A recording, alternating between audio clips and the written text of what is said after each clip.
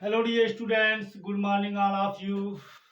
Dear students, मैं सत्यदेव त्रिपाठी आप सभी लोगों का एसएसटी क्लासेज में स्वागत करता हूं। मेरे प्यारे विद्यार्थियों, आज क्लास 12 का फिजिक्स का जो मेरा टॉपिक है वो है निर्वात अथवा बाह्य की विद्युतशीलता का आंकिक मान। मेरे प्यारे विद्यार्थियों, इसके पहले आप जो वीडियो था अपलोड कर चुका था, उसके आगे का जो है वो मैं बनाने जा रहा हूँ।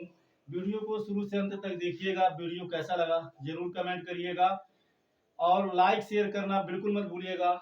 चलिए हम आगे बढ़ते हैं। देखिए, हमने अब तक पढ़ा F इज इक्वल टू होता है K into Q1 Q2 by r square. ये आप पढ़ चुके हैं और आप ये भी पढ़ चुके हैं K is equal to 1/4 pi epsilon naught into Q 1/4 pi epsilon naught is equal to 9.0 into 10⁹ ये आप पढ़ चुके हैं। अब हमें यहीं से एप्सिलॉन नॉट की वैल्यू निकालनी है। तो देखो, यानी ये जो k का मान ये भी होता है और k का वैल्यू ये भी होता है। Both are the value of k। दोनों k, व्हाट इज k क्या है? k कूलम्ब कांस्टेंट है, जैसा कि मैं आपको बता चुका हूँ, कूलम्ब नियतांक है। तो यानी k का जो वैल्यू है ये भी होता है और k का वैल्यू ये भी होता है, अर्थात ये दोनों इक्वल होंगे। सो इसको हम लिख सकते हैं 1/4 pi epsilon naught is equal to 9.0 into 10⁹ ठीक। इसका अपान 1 करके इसका क्रॉस मल्टीप्लाई कर सकते हैं और जब क्रॉस मल्टीप्लाई करेंगे तो हमें मिलेगा 4 pi epsilon naught into 9.0 into 10⁹ is equal to 1 का मल्टीप्लाई 1 में करेंगे तो 1 मिलेगा। ठीक है, क्या मिलेगा? 1। अब हमें इसी का वैल्यू निकालना है, आंकिक वैल्यू, न्यूमेरिकल वैल्यू। तो epsilon naught is equal to हो जाएगा 1 अपान, सब ये भी मल्टीप्लाई है, ये भी मल्टीप्लाई इधर जाएगा, डिवाइड हो जाएगा 4 पाई इंटू 9.0 इंटू 10⁹ अब आपको मिलेगा epsilon naught is equal to 1 upon 4 का वैल्यू 4, पाई का वैल्यू 3.14। आप जानते हैं कि पाई का वैल्यू 3.14 होता है, तो 3.14 इंटू 9.0 इंटू 10⁹ ठीक है। अब यहाँ हमें मिलेगा epsilon naught is equal to क्या मिलेगा? अब हमें मिलेगा 1 अपान, ठीक है। अब इसका जब आप मल्टीप्लाई करोगे तो ये आपको मिलेगा 113.04, ठीक है। ये हो गया 113.04 इंटू 10⁹ अब ये हमें मिलेगा epsilon naught is equal to 1 upon 113.04 into, इसको जब हम ऊपर ले जाएंगे, अब आप जानते हैं ये रूल होता है 1 अपान a⁴m is equal to a⁻⁻m। तो जब ये ऊपर जाएगा तो हो जाएगा 10⁻⁹ प्लस है तो माइनस हो जाएगा एप्सिलॉन नॉट। अब जब 1 में आप डिवाइड करेंगे इस तरह से, जब 1 में 113.04 का जब आप डिवाइड करोगे तो ये आपको मिलेगा 0.008846 और भी मिलेगा, हम यहीं पर लिख रहे हैं, इंटू 10⁻⁻9। अब हम जानते हैं फिजिक्स के क्वेश्चन को सॉल्व करते समय हम करते क्या हैं, जो वैल्यू हमें मिलता है उसको 10 के घात के रूप में लिखते हैं, ठीक है, कोटिमान के रूप में लिखते हैं।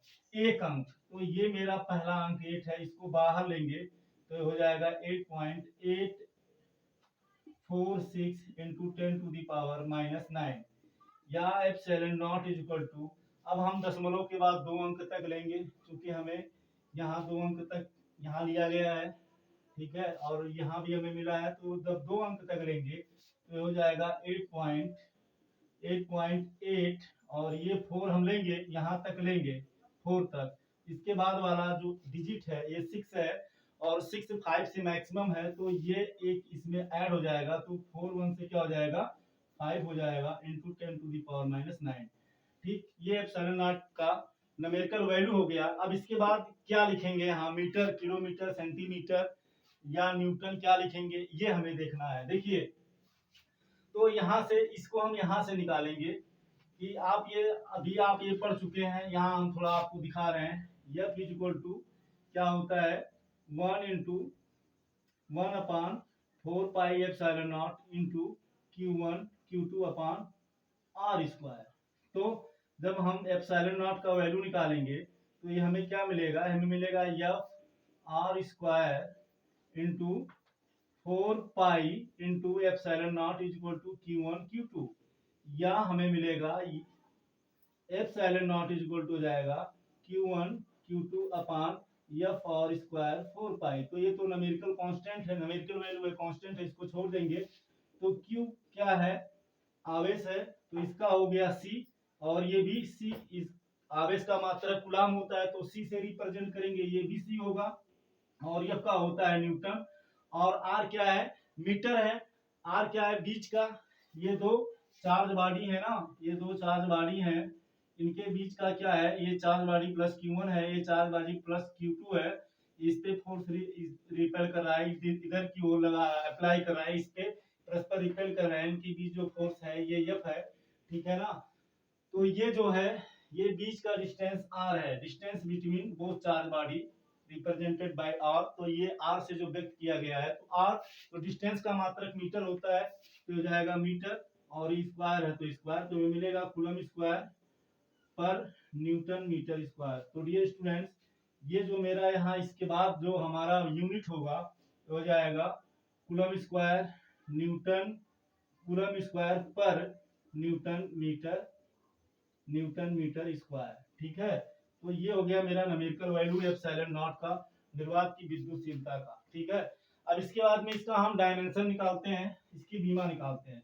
तो एप्सिलॉन नॉट की बीमा बराबर क्या होगी, अब देखिए हमें यही मिला है, ठीक है ना। तो एप्सिलॉन नॉट किस पे डिपेंड है, एप्सिलॉन नॉट डिपेंड है Q1 Q2 upon F r square 4 पाई से, 4 पाई पर। तो देखिए जब हम डायमेंशन निकालते हैं, बीमा निकालते हैं, किसी भी क्वांटिटी, किसी भी फिजिकल क्वांटिटी की बीमा को जब हम ज्ञात करते हैं, तो अंक के लिए अंक क्या होता है, ये स्टूडेंट्स आप ये पढ़े हैं क्लास 11 में, बीमाहीन राशि होती है, उसके लिए कोई बीमा नहीं होता, तो इसको हम छोड़ देंगे। तो ये स्टूडेंट्स जब यह इस पर निर्भर है तो इसका डायमेंशन भी इसी पर निर्भर होगा। तो यहाँ से जब आप निकालेंगे बीमा, तो एप्सिलॉन नॉट की बीमा बराबर हो जाएगा Q1 इंटू Q2 की बीमा अपान एफ की बीमा, ठीक, इंटू आर स्क्वायर की बीमा, ठीक है ना। अब देखिए Q1 तो आप ये जानते हैं, ये आप पढ़ चुके हैं, Q इज इक्वल टू होता है I इंटू टी। तो I का मतलब ampere, ampere A for ampere तो A हो गया, और T फॉर टाइम तो AT हो गया। तो हो गया AT इसका भी होगा, AT इसका भी होगा, तो हो जाएगा AT Q1 के लिए और AT Q2 के लिए, ठीक है ना। इसका भी, क्योंकि इसके लिए भी IT होगा, इसके लिए भी IT होगा, तो इसका भी AT, इसका भी AT, तो AT अपान F की बीमा। तो F की बीमा ये स्टूडेंट्स क्या होता है, अब आप जानते हैं F इज इक्वल टू होता है M इंटू A। तो ये M मीन्स मास, तो M हो गया, और A मीन्स क्या होता है, एक्सीलरेशन। तो एक्सीलरेशन का क्या होता है, LT इनवर्स टू वेग परिवर्तन की दर क्या कहलाती है, एक्सीलरेशन या त्वरण कहलाती है। तो LT इनवर्स 2 हो गया, तो हमें मिला MLT इनवर्स 2। तो ये हमें मिल गया, F की जगह पे मिल गया MLT इनवर्स 2, ठीक है, इनटू। अब उसके बाद में ये तो हो गया हमारा F का, फिर R क्या है, दूरी है, तो दूरी मीन्स लेंथ, तो L हो गया स्क्वायर है, तो स्क्वायर कर देते हैं। अब आपको इसके बाद क्या मिलेगा, चलिए इसका फटाफट स्क्रीनशॉट लीजिए, फिर आगे हम देखते हैं इसके बाद हमें मिलता क्या है, ठीक है। या एप्सिलॉन नॉट की बीमा बराबर हमें मिलेगी, या एप्सिलॉन नॉट की बीमा बराबर, ठीक है। अब देखिए ये ऊपर जाएगा, तो पहले हम इसको देख लेते हैं, यहाँ 1 यहाँ 1 यहाँ 1 यहाँ 1, तो ये हो गया A2 T2। ध्यान देंगे जब भी बीमा निकालते हैं, तो बीमा निकालते समय इतना हम केयर करते हैं कि इसको हमेशा हम कैपिटल लेटर में लिखते हैं और इसको बिग ब्रैकेट में लिखते हैं, ठीक। ये हो गया M। अब देखिए L पर यहाँ 1 है, यहाँ 2 है, तो हो जाएगा ML3, ठीक, यहाँ 2 यहाँ 1 3 हो जाएगा। और ये हो गया t पर -2। तो ये आपको मिलेगा, ये बराबर मिलेगा या एप्सिलॉन नॉट की बीमा बराबर आपको मिलेगी, ये ऊपर जाएगा, यहाँ 1 है, जब ऊपर जाएगा नीचे से ऊपर ले जाएंगे तो ये प्लस पावर है ना, तो ये -1 हो जाएगा। और देखिए ये यल पर 3 है ना, ऊपर यल नहीं है, ये प्लस है, ऊपर जाएगा तो यल पर -3 हो जाएगा। और ये माइनस है, ऊपर जाएगा तो प्लस होगा, तो ये प्लस और ये प्लस, दो यहाँ तो हो जाएगा t पर 4 हो जाएगा, और ये हमें मिलेगा A2। तो इस तरह से ये हमारा हो गया एप्सिलॉन नॉट की बीमा। चलिए फटाफट स्क्रीनशॉट लीजिए। इसके बाद में हम देखते हैं आपेक्षिक विद्युतशीलता या परावैद्युतांक।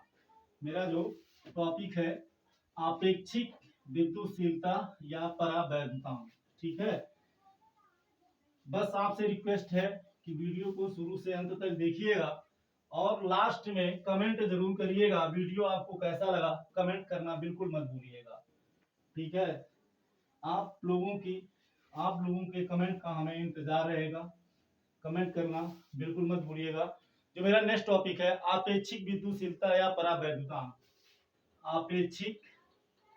आपेक्षिक विद्युतशीलता, आपेक्षिक विद्युतशीलता, आपेक्षिक विद्युतशीलता या परावैद्युतांक, या परावैद्युतांक। तो डियर स्टूडेंट्स, ये आपका जो है यहाँ आप निकालने जा रहे हैं रिलेटिव, ठीक है, रिलेटिव परमिटिविटी और डाइलेक्ट्रिक कांस्टेंट, ठीक है। रिलेटिव परमिटिविटी और डाइलेक्ट्रिक कांस्टेंट यहाँ लिख दे रहे हैं। रिलेटिव परमिटिविटी, रिलेटिव परमिटिविटी और डाइलेक्ट्रिक कांस्टेंट, ठीक है, डाइलेक्ट्रिक कांस्टेंट। तो क्या है, अब आप जानते हैं, आपने ये पढ़ चुका है। मान लीजिए माना दो आवेशित पिंड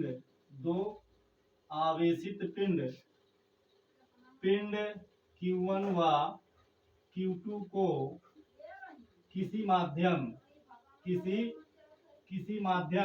यहाँ हम पोस्टर में लिख दे रहे हैं परावैद्युत। अब परावैद्युत क्या होता है इसके बारे में वीडियो मैं अपलोड कर चुका हूँ, आपको याद होगा। परावैद्युत वह माध्यम होता है, परावैद्युत माध्यम वह माध्यम होता है जिसमें बिना विद्युत चालन के विद्युत के प्रभाव का अनुभव होता है।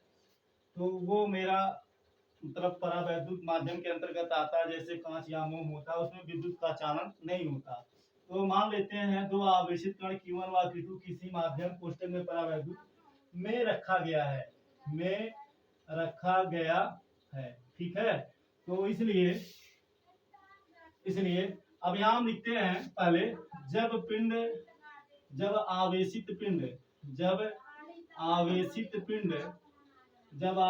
पिंड निर्वात अथवा वायु में है, निर्वात अथवा वायु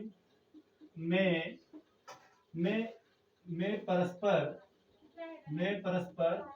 r दूरी पर स्थित है,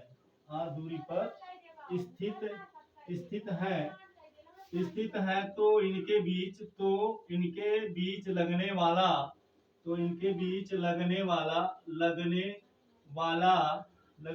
बल, ठीक है ना। तो हमें क्या मिलेगा, हमें मिलेगा F इक्वल टू 1/, ये आप पढ़ चुके हैं, 1/4 pi epsilon naught into Q1 Q2 अपान R स्क्वायर, समीकरण नंबर 1, ठीक है। अब जब आवेशित पिंड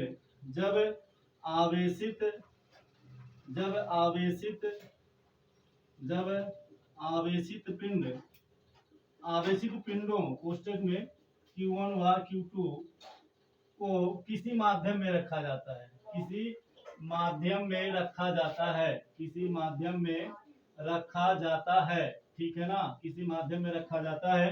कहने का मतलब कोई माध्यम जैसे कांच हो गया, मोम हो गया, निर्वात अथवा वायु बीच में नहीं है। यानी कहने का मतलब ये मेरा चार्ज बॉडी है, ये मेरा चार्ज बॉडी है, ये Q1 है, ये Q2 है, ये बीच का डिस्टेंस R ही है, ठीक है ना।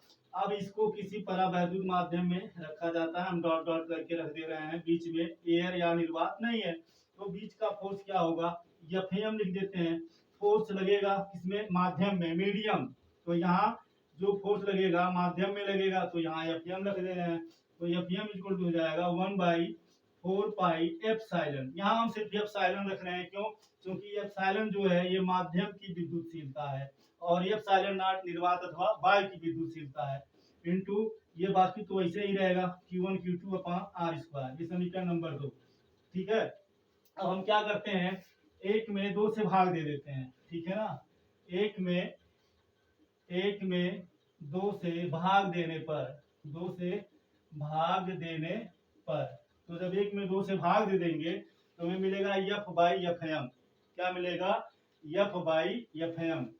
तो ये हो गया एफ बाई एफ एम, क्योंकि हम क्या निकाल, अपेक्षिक विद्युतशीलता निकाल रहे हैं, मतलब रेशियो निकलेगा अपेक्षक, मतलब तो अपेक्षिक विद्युतशीलता निकालने के लिए हमें निर्वात अथवा वायु से माध्यम का कंपैरिजन करना होगा, तुलना करनी होगी, तो डिवाइड कर दे रहे हैं, इक्वल टू हो जाएगा 1/4 pi epsilon naught into Q1 Q2 by R square, और एफएम का क्या है 1/4 pi epsilon into Q1 Q2 upon R square.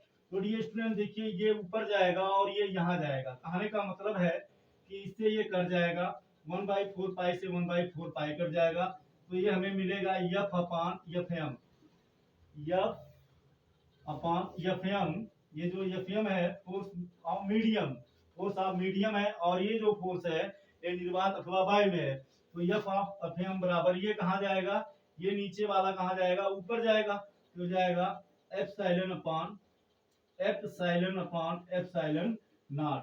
तो इस तरह से यहाँ से हमें एक डिफिनेशन मिल गया, क्या डिफिनेशन मिल गया, किसी माध्यम की विद्युतशीलता, अपेक्षिक विद्युतशीलता, किसी, ठीक है, यहाँ से हमें डिफिनेशन मिल गया, किसी माध्यम की अपेक्षिक, किसी माध्यम की अपेक्षिक विद्युतशीलता, अपेक्षिक विद्युतशीलता अथवा परा, किसी माध्यम की अपेक्षिक वैद्युतशीलता, किसी माध्यम की अपेक्षिक वैद्युतशीलता माध्यम की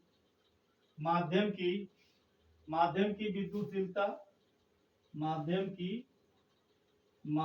की विद्युतशीलता तथा माध्यम की विद्युतशीलता तथा निर्वात की विद्युतशीलता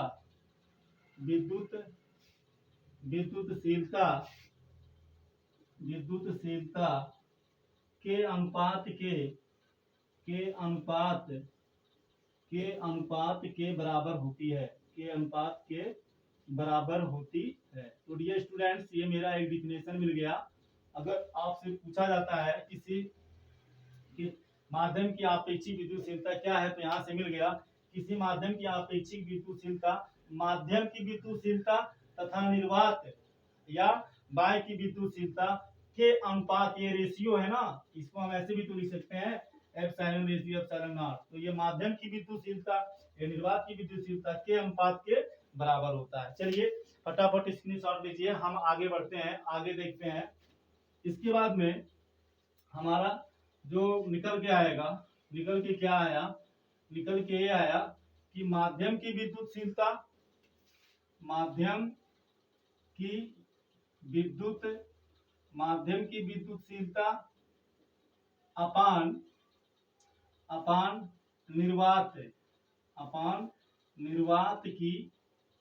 निर्वात की विद्युतशीलता, ठीक है, बराबर अपेक्षिक विद्युतशीलता, अपेक्षिक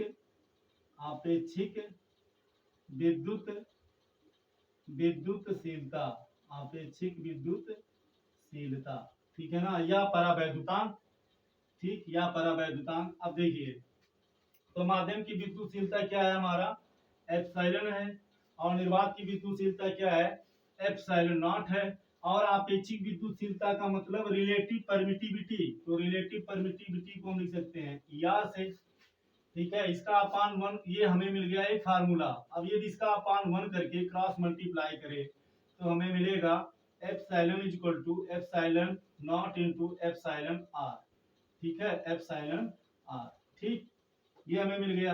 यहाँ लिखो इसलिए अब हमें एफएम बराबर क्या मिला है, एफएम बराबर हम जो निकाले हैं, मेरा जो फार्मूला निकला है, फोर्स क्या लगेगा माध्यम में क्या फोर्स लगेगा उन आवेशित कणों के बीच 1/4 पाई एप्सिलॉन नॉट एप्सिलॉन, ठीक, माध्यम में एप्सिलॉन हम माने हैं into Q1 Q2 upon are square, या एफएम इज इक्वल टू हो जाएगा 1/4 पाई, इस एप्सिलॉन की जगह पे हम इसको रख देंगे तो मिलेगा epsilon naught into epsilon r into Q1 Q2 upon are square. बात समझ में आई।